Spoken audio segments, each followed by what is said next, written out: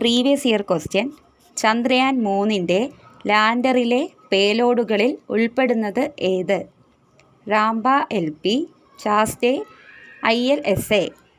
വിക്ഷേപണം നടന്നത് 2023 ജൂലൈ 14. ചന്ദ്രനിൽ ഇറങ്ങിയത് 2023 ഓഗസ്റ്റ് 23.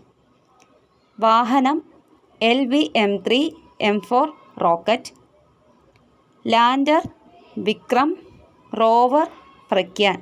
ദൗത്യത്തിൻ്റെ കാലയളവ് 1 മാസം 22 ദിവസം. ആകെ ഭാരം 3090 കിലോഗ്രാം.